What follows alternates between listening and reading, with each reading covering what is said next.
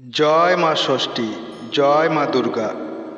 নমস্কার বন্ধুরা, আজ 1432 বঙ্গাব্দ 2025 বুধবার, লোটন ষষ্ঠী।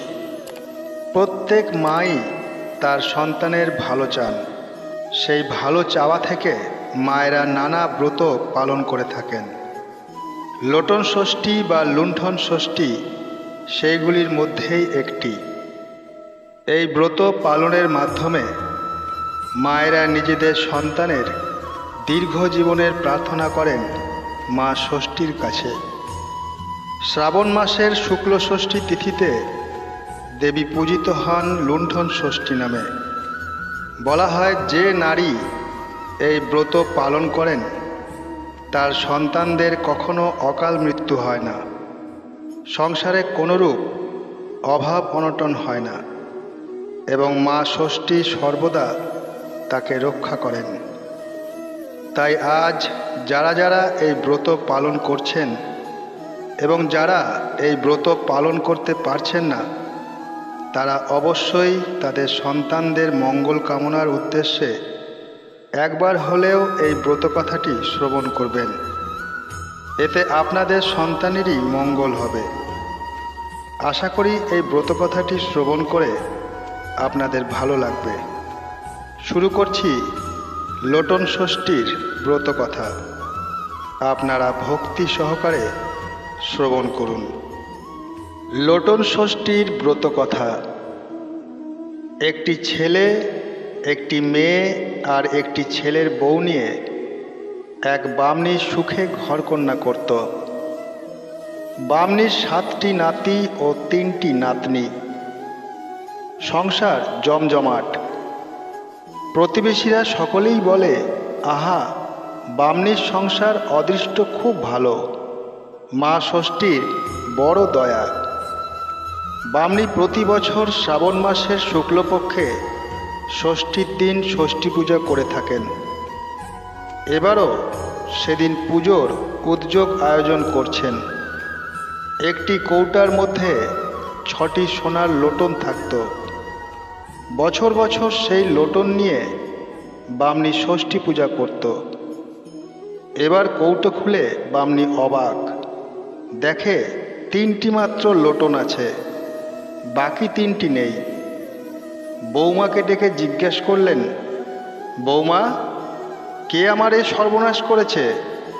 কে লোটন চুরি করলে? 3টি বই লোটন নেই, আর 3টি গেল কোথায়? ও মা, ষষ্ঠীর জিনিস নিতে কার বুকের এত পাটা? বউ কাঁদতে কাঁদতে ছেলের মাথায় হাত দিয়ে বলে উঠল, আমি এর কিছুই জানি না মা। আমি যদি মিথ্যা কথা বলি, আমি যেন 13 রাত্রির মধ্যে 7 বেটার মাথা খাই। বামনী মেয়েকে জিজ্ঞেস করল। মেয়ে ঝংকার দিয়ে বলে উঠল, মা, আমি কদিন শ্বশুরবাড়ি থেকে তোমাদের বাড়ি এসেছি, আবার 2-1 দিনের মধ্যে চলে যাব। আমি কি তোমার লোটন চুরি করতে গেলুম? আমি তোমার লোটন কেমন তা চোখেই দেখিনি। বামনী তখন কি আর করেন, ক্ষীরের লোটন তৈরি করে সেবারকার মতো পুজো করলেন। এদিকে বউয়ের অভিমান দেখে কে? সে কেঁদে কেটে সেদিন না খেয়েই কাটালে। রাতে সে তার 7টি ছেলে নিয়ে বিছানায় শুয়ে পড়ল।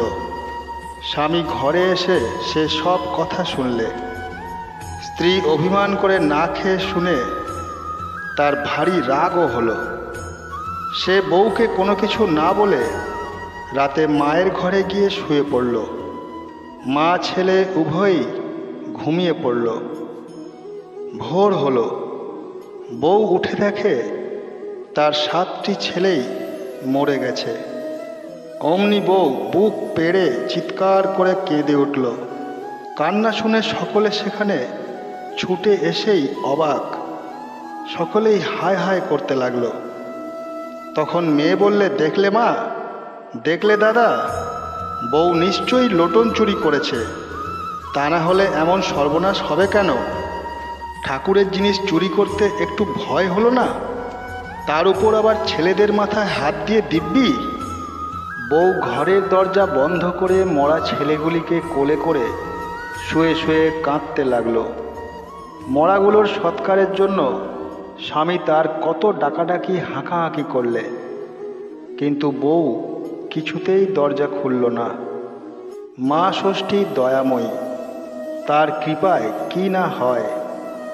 বউয়ের দুঃখে তার হৃদয় গলল।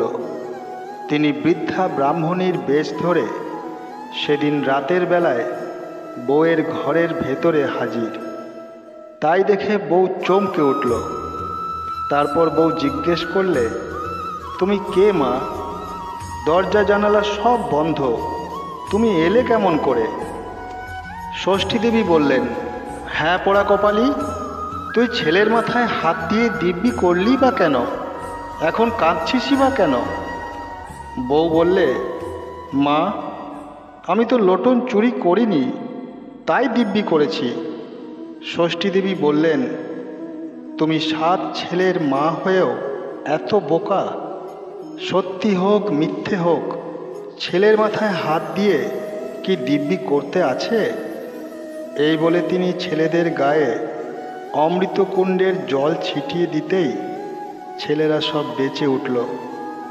উঠেই সকলে বললে, মা আমরা আজ বড্ড ঘুমিয়ে পড়েছিলুম, আমাদের ডাকুনি কেন? এদিকে ষষ্ঠী দেবী অন্তর্ধান হলেন।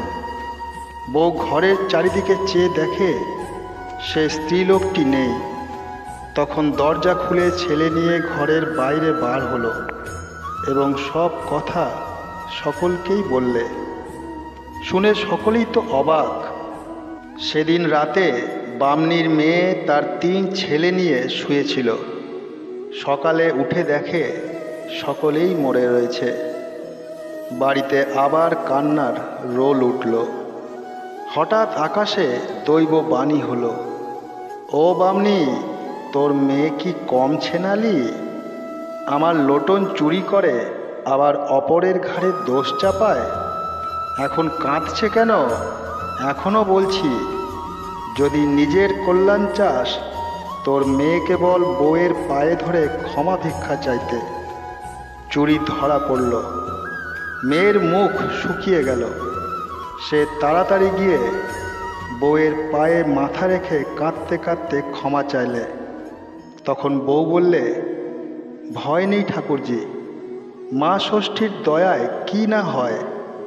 তুমি লোটন বার করে দাও, এখনই তোমার সোনার 4 ছেলেরা বেঁচে উঠবে। মেয়ে তখনই লোটন বার করে দিলে। বউ মা ষষ্ঠীকে স্মরণ করে জল ছিটে দিতেই 3 ছেলে বেঁচে উঠল। চারিদিকে বউয়ের সুখ্যাতি রটল। মেয়েকে সকলেই ছিছি করতে লাগলো। আর সেই থেকে লোটন ষষ্ঠীর ব্রতের কথা দেশময় ছড়িয়ে পড়ল। ব্রতবিধান: শ্রাবণ মাসের শুক্লপক্ষের ষষ্ঠী তিথিতে পুত্রবতীরা লোটন ষষ্ঠীর ব্রত পালন করবে। বামন দিয়ে বাড়িতে ষষ্ঠী পেতে পূজা করবে, বা ষষ্ঠীতলায় পূজা পাঠিয়ে দিলেও চলবে। ষষ্ঠীর দিন ভাত খেতে নেই। লুচি, পরোটা, নিরামিষ তরকারি আর রাতের বেলায় ফল মিষ্টি খেতে হয়। অন্য কিছু খেতে নেই। ছেলেদের জন্য ব্রত পালন করতে হয়। পূজার উপচার: ময়দা, ঘৃত, আনাজ, আখের গুড়, ফল ও মিষ্টি।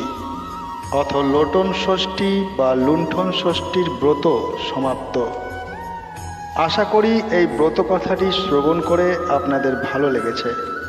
যদি ভালো লেগে থাকে একটি লাইক করে দেবেন এবং কমেন্ট বক্সে জয় মা ষষ্ঠী লিখতে ভুলবেন না। আর আপনজনদের কাছে শেয়ার করে দেবেন।